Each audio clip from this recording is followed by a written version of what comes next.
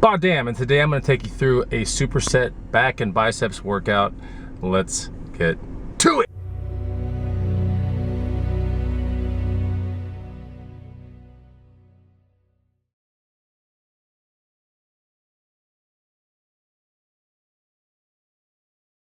Hey, what's going on, guys and gals? Chris with the BODDAMN channel. And this channel is all about food, fitness, and how to live an active, healthy lifestyle. In today's video, I'm going to show you a superset back and biceps workout. It's one of those workouts, like if time is of the essence and you're kind of crunched, right, for time, then you can actually execute this workout. I want you to follow these exercises that I do, but everything is a superset, and I think you'll really enjoy it. Now, before we get to the video, I want you to do me I want you to do me two favors. One, hit the like button down below, and two, make sure you're subscribed to this channel. Lots of awesome BODDAMN content coming down this year. All right, let's get right to the workout. Don't forget to do an appropriate warm-up. Okay, so the very first movement is going to be called dual cable lat pulls. As you can see, you basically want to be kneeling on the ground, and you want to have your shoulder blades, your elbows all in line with the actual weight stack itself. So everything should be lined up. The cables spinning out from a very high position, the actual stack of the weights, and I'm doing about a 4x15 on everything that you're going to be seeing today. So this one right here really works the lat muscles. I'm constantly thinking like lat, lat, lat, you know, the whole time, lat muscles. I'm going to superset it with these close grip curls, these barbell curls. So these are good, and I'm starting off pretty light, you know, because I got 15 reps to go. I think this was a 40-pound weight. I moved up to, I think, a 50 at the end of the day. But or at the end of this part of the workout. But this is a superset directly after those dual cable lat pulls. I want you to do these close grip barbell curls. You'd be surprised how much the bicep actually works on these dual cable lat pulls. Here's another angle of them, and you would think it's just the lat muscle pulling the entire time, but a little bit of the bicep is working as well. So you want to go all the way up and superset it with the close grip barbell curls. You see another picture right here, and I take a little bit of a break because it starts to hurt really bad when you're doing 15 reps of this stuff. So the next actual movement that I'm going to be doing is seated cable rows. So I'm sitting on a cable, and you really want to find one that has you know, the cable that spits out into a right and a left, as you can see, because a lot of them just spit out in one only, right? So if you can find one that spits out with a right and a left, that's great. And I want you to do each side 15 times. So once you do the left side 15 times, then you're going to do the right side 15 times. You keep your back straight, you keep the same bend in your knees the entire time, and you really try to think, you know, squeeze that back muscle. This is more for the middle back. And just you can see that the weight stack that I'm messing with is not very much weight. It's because I'm really concentrating on getting that squeeze. That's the most important thing. I mean, I reserve heavy back and heavy bicep day for like Fridays, but this workout that you're watching right now is a Tuesday workout, so that is one of the days where I visit more of a lighter, higher rep back and bicep day. So not too bad. You're going to want to superset that with seated dumbbell wide curls. Now the most important part here, and maybe you can't see it really on the video, is to, you know, when you get up to the top of the movement, is to really try to get your pinky higher than the thumb on the movement. So I'm starting at a very concise location at the bottom, very close to my calves, and I'm coming wide, as you see up there.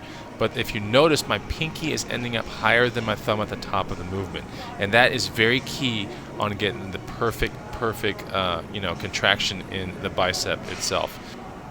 So it definitely starts burning if you're doing 15 reps. Again, we'll take a look at another angle of this seated cable row right here, and you can see that I'm doing the other side right there, and the weight stack is still really light. I'm all about that burn, and you definitely want to superset it directly with these seated dumbbell wide curls. Very important. So pinky higher than thumb, that's like the main thing you really got to remember. And as you can see, the weights are coming really close to my calf muscle down there. And I'm bringing it all the way up to where pinky's higher than thumb and getting that perfect bicep squeeze. That's what I'm really looking for. I'm thinking about it the entire time. My mind is really connecting with my muscle, and this is how you do it. You know, in a week you kind of want to get a really heavy day and you want to get a really light day, and so this is my light day and it feels really good. After that, I'm doing what's called dumbbell half deadlifts, or they could be considered rack pulls without a rack. But essentially, I think I have 70s in my hands right now, and you really want to kind of treat this like a rack pull. But if you don't know what a rack pull is, it's something that really, it's an exercise that works your lower back, and lower back is very important to overall core and ab stabilization. So the main thing here is to stop the weights, or where you're grabbing the weights right about your knee or right below the knee, and you want to emphasize your lower back. It's very similar to being seated in a cable rowing machine, the same exact movement. You're really not moving your legs too much in this movement. I'm going to superset this with single arm cable rear deltoid fly. That is a lot to say, but so the cable is spitting out at a position that is exactly in line with my shoulder muscle. Okay, so that's where you got to put it, and it's coming out right there. I'm also the starting part of the movement, where the movement starts, that cable must be perpendicular or parallel to my body, I should say. So if you can kind of envision that, it should be parallel to your body when you're starting off. And then if you can see my rear deltoid in this picture, you can really see how the emphasis is on the rear deltoid. I'm not, I'm keeping the same kind of bend in my arm, and I'm making the rear deltoid do all of the work. So that is very, very important. So once you do one side, you do the other side. It's 15 on each side.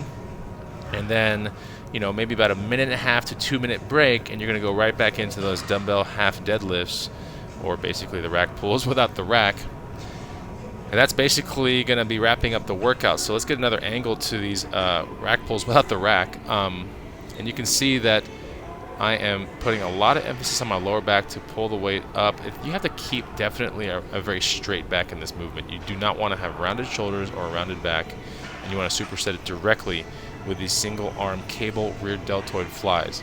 So got my hand on the hips right there. I have a nice wide base, and I am making sure not to sway my body or twist my body. I'm making sure that the rear deltoid is doing all of the work. So the weight, and even though you can't see it on the stack, is very, very little. I think it might be like 15 pounds. It's super, super small. But, keep it light and make sure that you put that cable in line with your shoulder. And that's the workout, guys. I hope you enjoyed it. I'll try to get some better angles next time, but you kind of see what's going on. If you're crunched for time, this is the perfect workout to do. Back and biceps superset workout. If you have any suggestions or comments, please put them down below. But till then, I'll see you on the next BODDAMN video. Take it easy. Goodbye!